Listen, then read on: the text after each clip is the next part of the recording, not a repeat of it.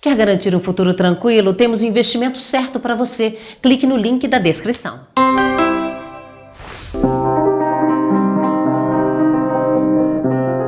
Que pena que a gente tenha que dormir, né? O inimigo da verdade não é mentira, é a certeza. Não existe um destino, não existe karma. Você nunca vai me encontrar defendendo um partido ou um político, não por estratégia. É porque realmente eu nunca encontrei um partido ou um político. Detesto a briga das pessoas que estão dizendo qual é o seu candidato, inclusive porque eu não tenho nenhum ainda. Eu vou ter que escolher. Ninguém que relativize a vida humana dizendo que esse fulano merece viver, esse fulano merece morrer. Comprometido com o Estado democrático de direito.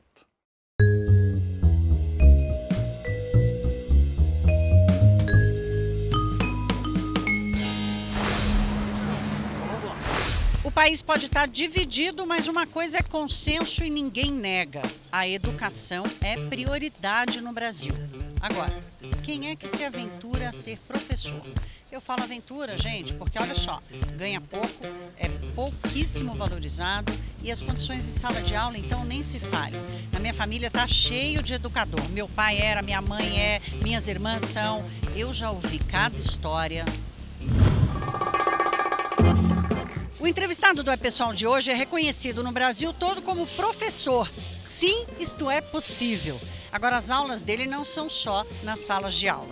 Ele é também palestrante, um dos mais requisitados do país. É por isso que os alunos dele são de todas as idades, de todos os interesses. Com certeza você já viu ele aqui no YouTube. Os vídeos dele têm milhões de visualizações. Só tem um mínimo detalhe, nenhum desses vídeos era oficial. E aí ele não teve outra saída senão criar um próprio canal para chamar de seu. E nasceu um novo youtuber no Brasil.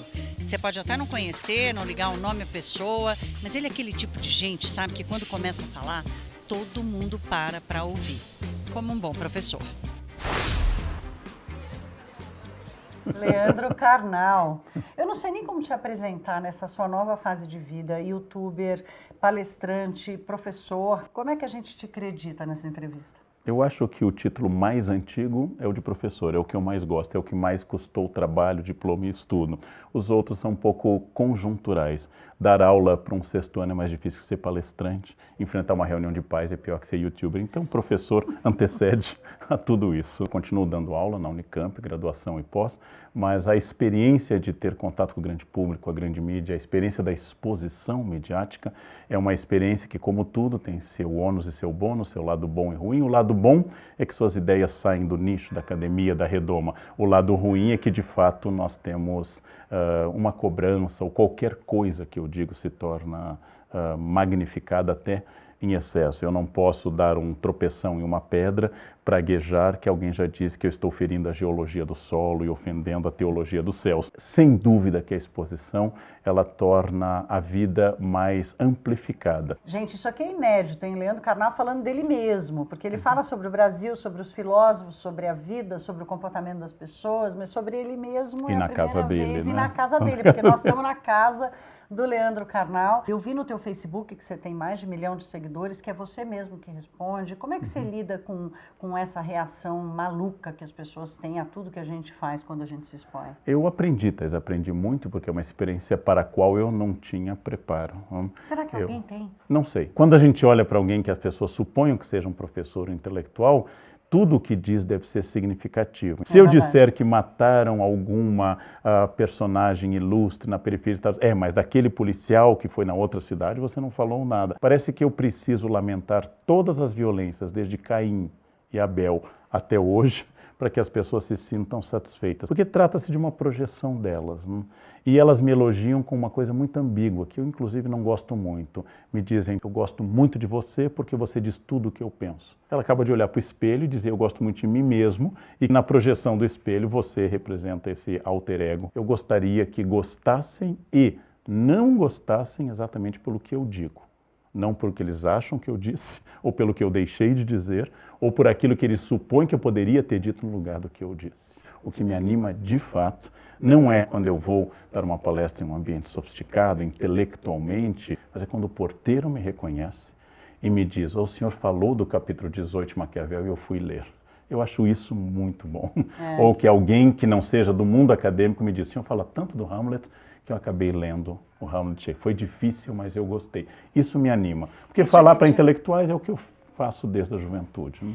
Foi isso que te animou a criar um canal do YouTube? Esse reconhecimento de que o pensamento pode ser comercializável? Qual foi teu gatilho? Eu acho que existe um triângulo, e se eu tivesse que ser bastante honesto com esse triângulo, desde que você não revele a ninguém, fique só entre... A gente não conta, aqui é pessoal, aqui é pessoal. Fique só entre mim, as câmeras e você, que eu acho que existe um triângulo permanente que eu assumo e que outros não assumem. Existe o triplo interesse. O primeiro eu acredito que eu tenha internalizado, talvez por formação, biografia, tipologia, idiosincrasia, que é a ideia de missão. Eu considero que um professor, um intelectual, tem uma missão junto à sociedade. Essa missão é ajudar a pensar, não é dizer o que deve ser pensado, mas é ajudar a pensar. A outra ponta desse triângulo, talvez equilátero, seja a ideia da vaidade.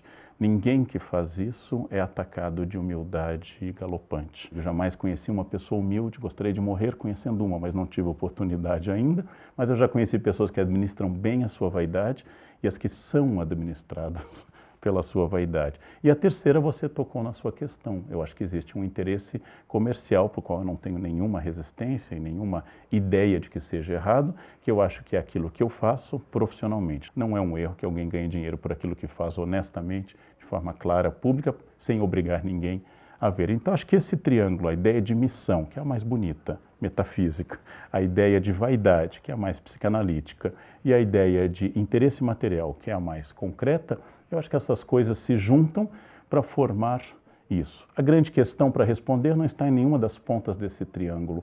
Eu acho que está para saber para quem eu falo quando eu falo. Era a minha próxima pergunta. Para quem você fala quando você fala? Meu poder mediúnico. Eu sabia que era próximo e já fiz o gancho, né? Está aqui, estamos fazendo telepatia. Você fala para encontrar lógica no seu próprio discurso. Enunciando e enunciando, nós vamos criando uma certa consciência. Toda vez que eu escrevo no jornal ou em livros que as pessoas devem tolerar no sentido positivo, tolerância ativa, que não é aceitar que o outro seja diferente, mas é lutar pela existência da diferença como elemento constitutivo do real, eu estou então praticando algo que eu devo me convencer, porque eu tenho dentro de mim todas as ações impulsivas, agressivas, vaidosas e outras humanas que eu tenho que controlar. Uma das coisas que anima, eu estava em um shopping e de repente uma menina tira da bolsa, assim, ao acaso, serendipity, totalmente aleatório, tira uma crônica envolta em um plástico sobre a amizade. Ele disse, essa crônica mudou minha maneira de ver a amizade. E vejam, a crônica não é uma ideia original. Eu tenho algumas, mas aquela crônica era só uma crônica escrita sobre alguém que pensa melhor do que eu Etienne, sobre a amizade. O papel de um professor, no meu caso, é muito mais de um divulgador. Não me acho um produtor de ideias originalíssimas. Não acho que haverá um sistema leândrico daqui para frente. Acho que após a minha morte, a tendência será o silêncio natural sobre a obra e os grandes pensadores continuarão influenciando. Eu nunca tive essa vaidade de ser um produtor de ideias. A missão que eu me julgo possuidor é a missão de ser ponte. Ponte entre os muitos anos de graduação, pós-graduação, leituras, de muitos e muitos anos em bibliotecas, em que eu possa dizer para uma pessoa uma ideia. Exemplo concreto, a pessoa está infeliz porque seu modelo de maternidade não está batendo com o modelo de maternidade que ela supunha ser o modelo. Ela não é mãe de acordo, exato, né? Ou idealizado, pode ser com base no romantismo, mas em todo caso ela está supondo uma essência distinta da sua existência. Depois de demorar um certo tempo para entender o ser e o nada do Sartre, eu consigo dizer a ela com relativa simplificação que ela é. Primeiro ela é. E o que ela é define o espaço dela dentro dos limites da ética e da lei. E a partir disso ela pode buscar uma essência. Uma aluna me revelou estar deprimidíssima, porque dia 24 à noite de dezembro, dia de Natal, não estaria com a família, porque ela não era uma mãe tão boa, porque os filhos tinham ido para a casa das noras. Qual é, perguntei a ela, aplicando diretamente um pensamento prático, qual é o substantivo, qual é a essência, qual é a ideia que você mais gosta? Eu disse, família. E qual é o adjetivo, o passageiro, o conjuntural? Ela disse, a noite de Natal. Então, Faça a sua festa de Natal dia 23 de dezembro, faça dia 26 de dezembro. Por que você insiste na moldura, no modelo? Essa é uma coisa muito comum, mas a partir de uma reflexão de que aquilo que me torna feliz não pode ser dado por uma coisa externa. Né? O seu canal se chama Prazer, Carnal. Essa vírgula faz toda a diferença, mesmo quando a gente lê lá gramaticalmente que o Carnal está com K, que é do seu sobrenome. Qual foi a intenção desse nome, da vírgula? O que tem de ensinamento por trás disso? Ou não tem? Eu estou conjecturando? Eu acho que a primeira questão é que toda frase, como toda imagem, é um signo aberto. Então você pode conjecturar de acordo com a sua ideia. O conhecimento, a capacidade de ler, de entender, de pensar, de debater, é algo profundamente prazeroso. Eu abomino a ideia do sofrimento que tanta gente da minha geração tinha. Então eu estou aqui imerso nos problemas, estou analisando as questões, então eu sofro. Mesmo sobre questões graves como a desigualdade no Brasil, com a violência contra a mulher, o estudo e o crescimento tem que nascer de um prazer que se volte à ideia de que o que você faz é significativo. Ontem à noite, dormi lendo uma tradução, porque estou escrevendo sobre Shakespeare de novo. Não é um sofrimento, não é algo assim, eu tenho que ler a 1000ª tradução de Shakespeare e cotejá-la com as outras. Não, é um grande prazer e lamento que o meu corpo, em determinado momento, caia no sono, porque minha cabeça, ela gostaria de progredir muito mais. E terminei o Shakespeare pensando, aí peguei um romance recente do Loyola Brandão, que eu adoro, assim, que pena que a gente tenha que dormir, né? Essa antessala, perder esse tempo. Exatamente, essa antessala da morte que diz Shakespeare, essa prévia da morte que é dormir, não porque dormir não seja bom, mas porque há tanta coisa para aprender, há tanta coisa para rever, há tanta coisa para descobrir e que é um prazer. E o prazer do corpo, ele é similar ao prazer do espírito, até porque o prazer carnal com C, e o prazer espiritual, e o prazer intelectual, e o meu prazer carnal com K, todos são processados no mesmo cérebro. Da mesma fonte. Você está chegando no momento no YouTube, depois que você já é famoso no YouTube, por milhões de vídeos, reproduções que foram feitas das suas palestras, das suas aulas, das suas falas, coisas que não foram colocadas por você. Você quer ocupar um espaço em que você vai estar mais autêntico, em que vai ser uma fonte original daquilo que você pensa? Eu tive um perfil do Face há muito tempo, assim que surgiu o Face. E achei irrelevante, as pessoas me comunicavam que tinham acordado, ou que o sol estava se pondo, ou que tinham almoçado. Eu achei que aquilo era um amontoado de bobagens, me afastei, deletei. E passei alguns anos sem nenhuma rede social. Então, tem várias ligadas a você? Sem dúvida, sem dúvida. E várias assumindo o meu nome. Não teria problema nenhum se dissessem, sim, somos admiradores e falamos em nome da gente, mas usamos texto. Mas não, comecei a ser citado de má fé. Existe um grupo que muito me homenageia, dando a mim um poder gigantesco, porque cria fakes diariamente para entrar em todos os lugares, quase sempre com sobrenomes europeus ou alemães, é uma tara específica desse grupo, para comentar... Acho que é para te impressionar. Exatamente. Esse carnal não sabe nada, esse carnal é um idiota, o carnal é ignorante. Eventualmente eu concordo com isso, mas geralmente são umas frases muito perdidas. Um senhor em particular que me espanta, que é real. Toda semana ele lê as crônicas do Estadão, me assiste na TV Cultura, vê todos os vídeos, pega todas as palestras disponíveis e diz, odeio tudo que você fala. Então, eu não domino bem essas práticas de parafilia, de sadomasoquismo, mas eu acho que é uma forma específica. Por que ele continua te vendo, te lendo, te ouvindo, te acessando, te escrevendo? Freud falaria de pulsão de morte, quer dizer, atração pelo que é deletério, pelo que é difícil. A minha vaidade diria que toda luz atrai mariposa. Alguns movimentos políticos interpretam que eu seja um pensador de extrema esquerda, quando é muito curioso que nos meios de esquerda eu sou tido como conservador, e essas pessoas supõem, então, que eu seja um inimigo a ser combatido. Principalmente, eu acho, pela penetração em relação às pessoas. Não tenho essa importância. Você nunca vai me encontrar defendendo um partido ou um político. Não por estratégia. É porque realmente eu nunca encontrei um partido ou um político que me seduzisse a ponto de me levar a publicamente. Há pessoas melhores e piores, mas do fundo do coração, eu não acho que o mundo comece ou termine quando assumir um novo presidente. Eu acho que há presidentes mais afinados com ideias democráticas e outros menos. Nenhum é perfeito do meu ponto de vista, porque eu também, obviamente, não sou perfeito. É preciso votar com consciência, é preciso analisar as propostas das candidatas e dos candidatos, é preciso valorizar o fato de que, ao contrário dos períodos de exceção no Brasil, como Estado Novo, 37, 45, ditadura civil-militar, 64, 85, nós temos hoje a chance de debater. Então, a primeira questão para mim é que o meu candidato não pode estar comprometido com ditaduras nem fora do Brasil, nem dentro do Brasil.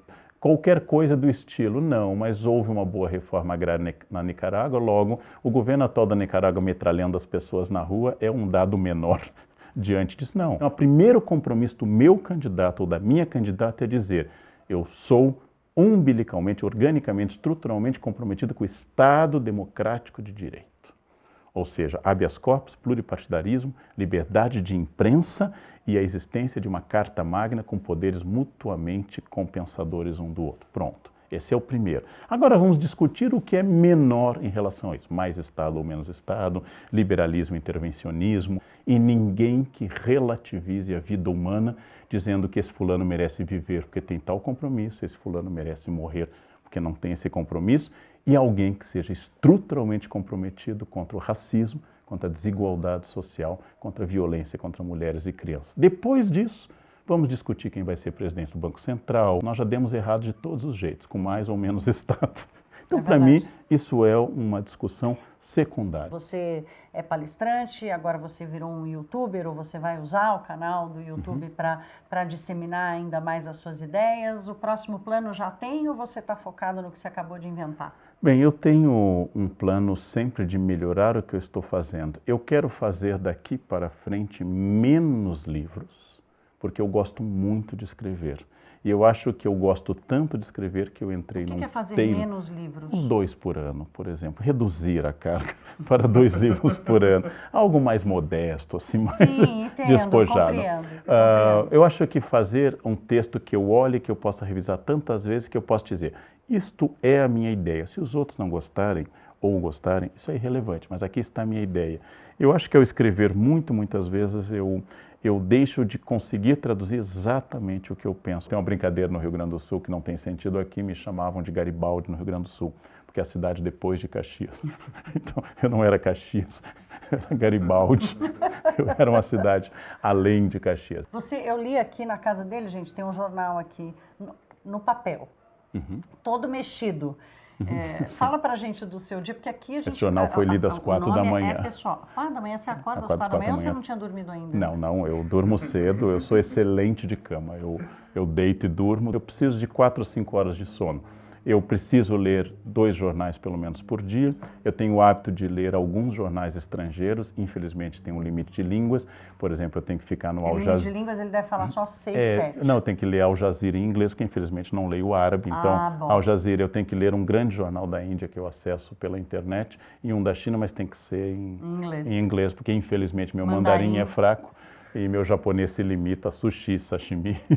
Eu gosto de ver outros pontos de vista. Como as agências de notícias nos Estados Unidos e na Europa são as mesmas e fornecem notícias para os mesmos jornais, se você ler os jornais, você vai ver que é uma semelhança profunda, a não ser que o jornal tenha um correspondente no exterior, o que não é tão comum, e aí você tem acesso pelo menos a uma outra subjetividade. Então você dorme à meia-noite, acorda às 4. Eu vou para a academia, todos os dias. Às 4? Mas tem academia aberta às 4? Tinha 24 horas até há pouco tempo, mas o meu personal, grande, Nilson, me recebe às 4h30 da manhã ou 5, depende do dia. Então ele também, coitado, tem que acordar às 4 da manhã. Ele também acorda, ele é feliz, porque ele vai conseguir conversar comigo de manhã. Vai ter você só para ele. Só eu sei, o Nilson é muito importante para a minha estabilidade psíquica pelo trabalho físico. Eu aproveito muito meu tempo. Toda viagem de avião resulta em uma crônica. Eu tenho dificuldade na contemplação do nada. Eu não gosto muito dessas coisas de ping-pong, mas como é você, eu vou querer saber, café ou chá? Sempre café, apesar de eu amar chá. Pão francês com manteiga ou um pão escuro integral alemão desses com alguma geleia, um queijo sem Eu lactose? não gostei da uma inclusão coisa, da não? palavra alemão no sentido pejorativo, mas eu prefiro um pão integral. Um pão integral. Integral. Eu gosto muito do sabor de pão integral. Eu fui criado a pão de centeio integral. Quem quiser te agradar, te convida para almoçar ou para jantar? O sono vai bater cedo, dependendo da pessoa, vai bater antes do jantar. Então é sempre melhor um almoço. E se alguém quiser marcar alguma coisa com você, vai ter que pensar assim, olha, eu tenho abril de 2019... A Copa de Catar parece ser um bom momento para você consultar o meu escritório para alguma coisa. Eu tenho compromisso... Então é um privilégio a gente estar conseguindo exatamente. assim... Minha agenda, infelizmente, ela é muito mais tomada do que eu gostaria. A engenharia do tempo pressupõe uma cabeça muito organizada. Eu sou muito estratégico. Eu tenho todas as noites a roupa da academia separada, porque de manhã eu vou acordar e já vou vesti-la. A gente fez uma entrevista outro dia com a Maíra, que lançou uma coisa super bacana de educação para educar as pessoas com as habilidades do futuro. E ela disse assim, olha, outro dia me ensinaram que o melhor jeito de eu vencer minha preguiça para fazer ginástica é dormir de roupa de ginástica. Então eu estou dormindo de roupa de ginástica. Você não vai chegar a isso? Não, porque eu tenho uma vantagem de uma formação autoritária. Não existe a ideia do não fazer. Essa é a vantagem da formação autoritária. Então, eu preciso fazer. Quando ontem eu tive um almoço aqui, eu estou de dieta e havia 2 sobremesas maravilhosas e me disseram, você não vai comer? Eu disse, não, estou de dieta. Você não sente vontade? Eu disse, muita, mas eu não vou comer.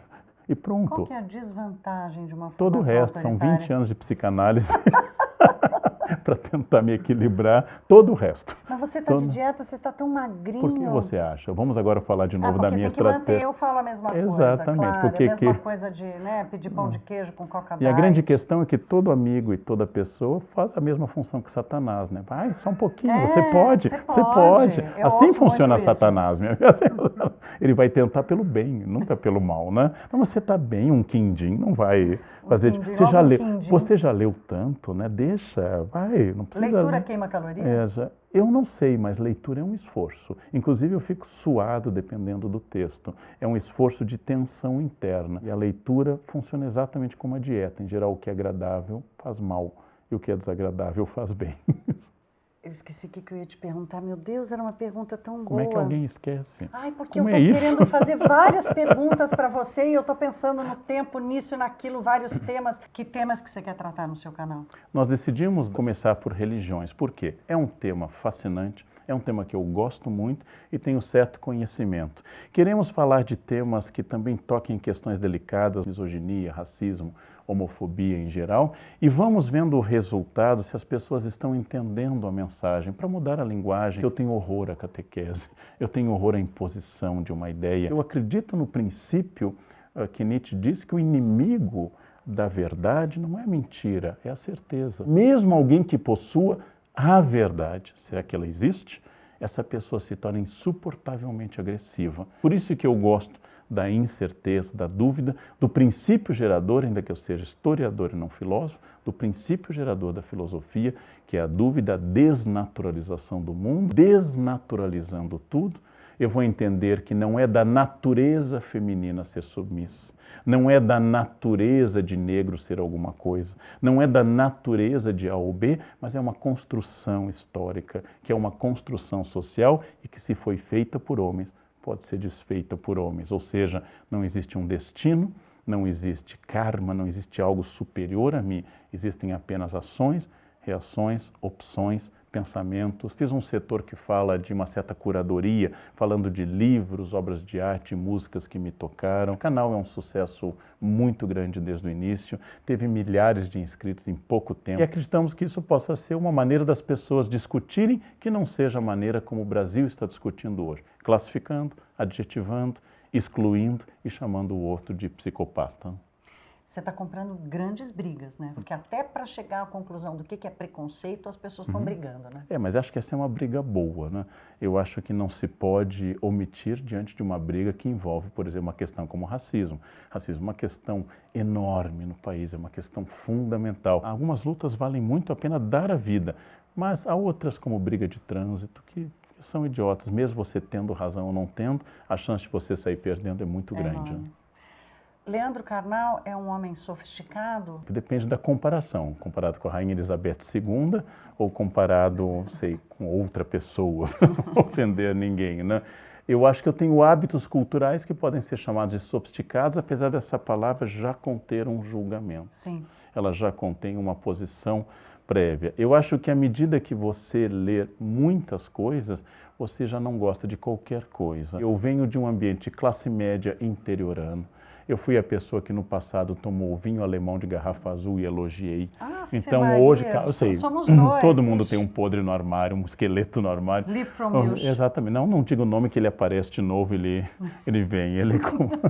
Você sabe que eu gosto da palavra sofisticação, que eu acho que a sofisticação não tem a ver com dinheiro, não tem a ver não, com... nada, não tem nenhuma relação com dinheiro. dinheiro. Com isso, né? Eu vivo em meios endinheirados, não tem nada, não tem nenhuma relação. A sofisticação é a capacidade, em primeiro lugar, de encontrar no simples um grande sentido. Quase sempre no seu exagero ela é frescura, na sua falta ela é grosseria. Eu vi os vídeos no YouTube, já os primeiros, e eu reparei lá nos créditos que a música, o piano, você tocando? Eu me formei em piano aos 19 anos. Então imagine o seguinte, eu fui um atleta que correu a maratona aos 19, eu tenho 55. Então se você me pedir hoje para correr a maratona que eu corri aos 19, eu faço 100 metros legais, assim, mas impressionante. Eu estou pretendendo agora, nessa fase, nesse terço final da vida, voltar a fazer coisas que me deram tanto prazer como estudar sistematicamente. Existe uma ironia que eu já falei em público, né? Uma ironia profunda, né? Com o passar do tempo, seus dedos vão ficando cada vez mais duros e o resto não. Né? Seria maravilhoso se os dedos ficassem cada vez mais ágeis e o resto tendo Tocar efeito piano contra. é uma das coisas que você quer. Talvez você escrevendo só 2 livros por ano. Eu consiga, tendo Você não uma precisa vida mais acordar às relaxada, 3h30. para fazer aquilo que é um pouco mais difícil hoje, que eu volte a me expressar através da música. Nunca fui um pianista, nem quando eu estudava 6 horas por dia, todos os dias. Mas naquela ocasião, eu me expressava através da música para mim mesmo ou para os outros. E você nos dá o prazer de ouvir você tocar um pouquinho de piano, essa música que você escolheu para fazer parte do teu canal? Posso tocar se vocês puserem junto os créditos, algumas coisas assim, e depois forem diminuindo. Que bom. Ó, aqui no É Pessoal, que é pessoal, é sempre uma conversa pessoal, eu te agradeço muito por me receber na sua casa, abrir um pouco da tua intimidade, contar um pouco da tua história. Obrigado. Foi um prazer. Um prazer, Karnal, te conhecer. Obrigado. Nessa nova fase da vida dele, o Leandro Carnal está comprando várias brigas boas, que valem a pena, que a gente também pode comprar, né? Então vamos aproveitar para aprender com ele. O É Pessoal vai terminando, dessa vez diferente, porque quem vai estar sentado aqui no piano é ele, o Leandro Carnal, especialmente para nós, do É Pessoal.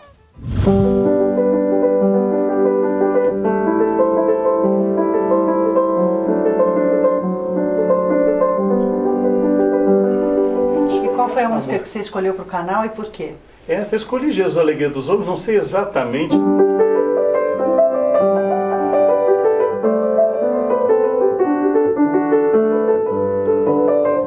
Eu acho que a gente ia falar de religião no primeiro, porque é Bach, que eu adoro, porque isso e todas as variações do barroco, eu gosto de Handel.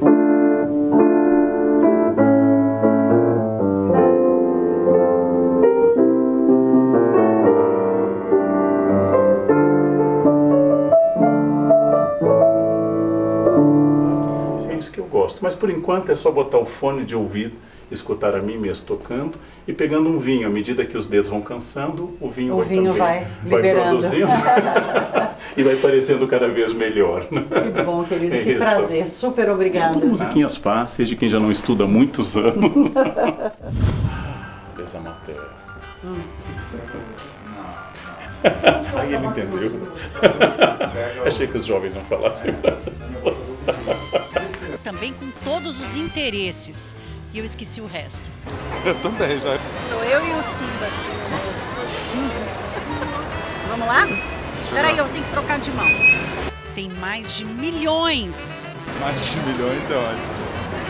Mais de milhões é bilhões, aí ainda não. Isso. Tá. Deu branco.